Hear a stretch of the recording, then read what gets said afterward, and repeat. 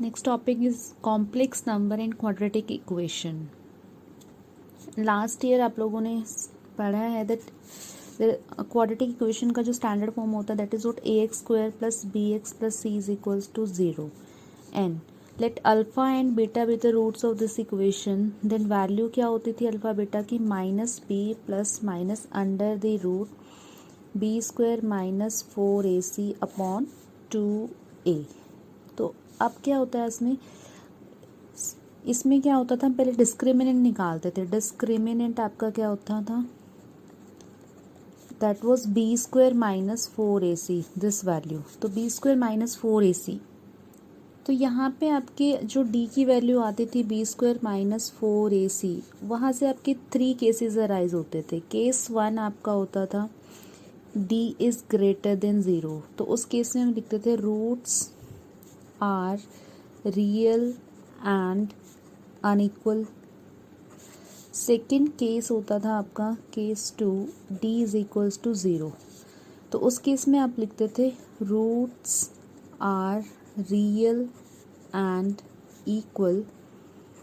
But आपका एक case 3 आता था. केस 3 क्या आता था, when d is less than 0. उस केस में आप या तो लिखते थे कि रूट्स आर नॉन रियल, या लिख देते थे roots does not exist. But ये चीज़ अब हम नहीं लिख सकते क्योंकि now we are going to introduce complex number, imaginary number. Non real का मतलब क्या हुआ कि रियल रूट्स नहीं है बट नॉन रियल तो हो सकते हैं. व्हाट डज इट मीन, अगर डी आपका नेगेटिव आ रहा है तो जो हमारे रूट्स होंगे इस केस में roots will be complex. Complex का मतलब क्या है कि real, some real part plus some imaginary part. जो ये नंबर आता है इसको हम बोलते हैं complex number. So imaginary roots जो हम निकालते हैं that can not be solve into real number system. जो लास्ट ईयर हमने किया था उसमें d ग्रेटर देन 0 भी सॉल्व कर देते थे, इक्वल टू 0 भी कर देते थे, और आगे इमेजिनरी वाले पार्ट को हम सॉल्व नहीं कर सकते थे and because it was not in your syllabus. So जो अब इमेजिनरी रूट्स आएंगे उनको हम कॉम्प्लेक्स नंबर के अकॉर्डिंग सॉल्व करेंगे. Complex number system. Complex number system क्या होता है, सपोज आपके पास इक्वेशन है x² plus 4 is equals to 0. So x² is equals to -4. तो x is equals to plus minus -4. Now question arise कि क्या हम इसको सॉल्व कर सकते हैं फर्दर. 4 का स्क्वायर रूट तो वी नो दैट +-2 होता है, बट व्हाट अबाउट -4. तो जो ये अब हम सॉल्व करेंगे ये आपका कॉम्प्लेक्स नंबर के अंडर आएगा क्योंकि नाउ d इज नेगेटिव, यानी कि जो रूट के अंदर नेगेटिव वैल्यू आ रही है that will give you an imaginary part. So imaginary number के लिए I will write I. And what is this I? This I represent iota. This is in Greek letter iota. So how do we write this? आपका जो I की value होती है वो होती है √-1 इज इक्वल्स टू I. और अगर मैं दोनों साइड स्क्वायरिंग कर दूँ तो -1 is equals to iota square. आगे फर्दर पावर्स भी हम इनकी स्टडी करेंगे बट फिलहाल हम 2 के बारे में डिस्कस करते हैं. अब ये क्वेश्चन था x is equals to +-4. So I can take 4 outside as 2 and this is -1 and this is what iota. So x is equals to +-2 iota. Now what is a complex number? Complex number we denote by z. So z is equals to a plus iota b, where a is your real part and b is your imaginary part. और इसको हम लिखते हैं R E और इसको हम लिखते हैं real. R E stand for real and I am stand for imaginary. For example if we have z is equals to 3 plus 4 iota, then real part of z is equals to, this is a complex number now जिसमें real part भी और imaginary part भी हो. तो real part आपका 3 given है और imaginary part of z is 4. अगर आपके पास है z is equals to 3 minus 4 आए तो in this case real part of z is 3 and imaginary part of z is -4. So what I am trying to say here, जो भी iota के साथ वैल्यू है that is imaginary part complete with sign, जो भी sign given है उसके साथ complete value is known as imaginary part of z.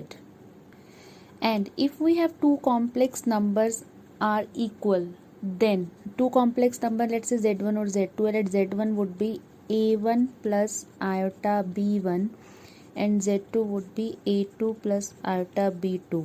Then real part of z1 will be equal to real part of z2 and imaginary part of z1 will be equal to imaginary part of z2.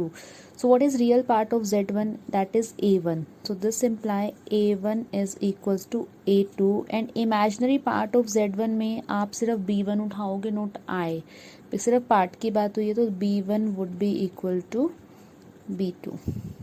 Let's do with the help of an example. If 4x plus iota 3x minus y is equals to 3 plus iota minus 6, find x and y.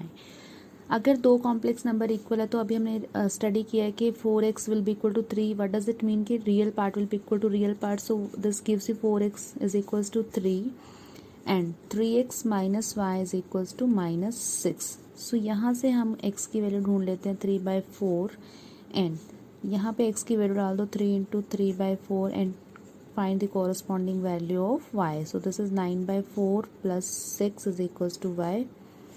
So this is what 24 plus 9/4 is equals to y. This is 33/4. This is y. This is x. Next we have algebra of complex number.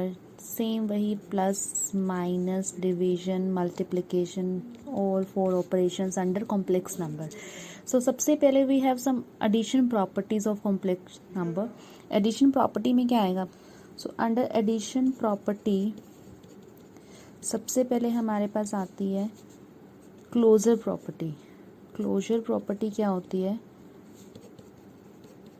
If you are adding to complex number that will further give you an complex number. And second you have commutative property. This is an theoretical approach, ये understood ही है but still we have to do this things. Commutative property में क्या होता है कि commute करते हैं, z1 प्लस z2 करो या z2 प्लस z1 करो, will give you the same answer. Then third we have associative property. Associative property में क्या होगा? z1 plus z2 plus z3, z1 plus z2 plus z3. What does it mean? कि आप पहले इन दोनों को add करके z3 में ऐड करो या z1 में इन दोनों का सम ऐड करो, that will give you again same value. Existence of additive identity. Additive identity क्या होती है? Suppose z is my complex number. Additive identity क्या एलेबोरेट करती है कि आप z में कुछ ऐसा ऐड करो कि आपको z ही मिले. सो z is representing your complex number. तो हम z में अगर हम 0 ऐड कर दें तो कईयों के दिमाग में आ रहा होगा कि ये तो रियल नंबर है, ये कॉम्प्लेक्स नंबर है, तो कैसे ऐड किया? तो इसको फिर आप ये लिख दो 0 प्लस 0 आइटा, बात तो सेम ही हुई. तो z plus 0 plus 0 iota is z. तो z में अगर आप 0 ऐड कर रहे हो तो that will give you an complex number, again the same complex number. तो this is your additive identity of complex number. Next we have existence of additive inverse. What should be added to z to get 0? So minus z will give you the 0.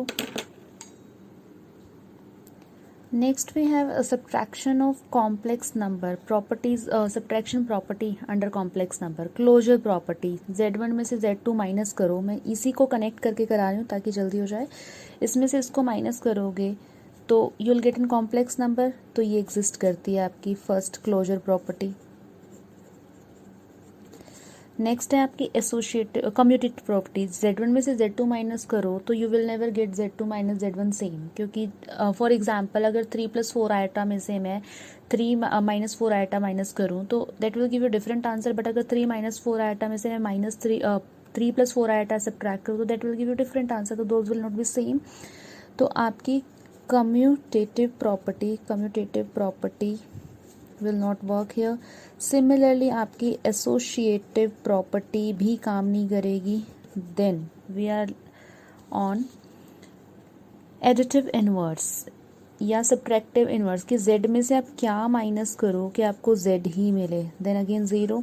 Similarly existence of subtract inverse, तो उसमें भी आपका exist तो करेगा ही करेगा कि minus z में आप क्या, या z में या माइनस z में आप क्या ऐड सब्ट्रैक्ट करो। तो यहाँ पे अगर आपने माइनस करना है तो प्लस करना है तो you will subtract minus add minus z to get zero. तो सिर्फ आपकी कम्यूटेटिव और एसोसिएटिव यहाँ पे वर्क नहीं करेंगी।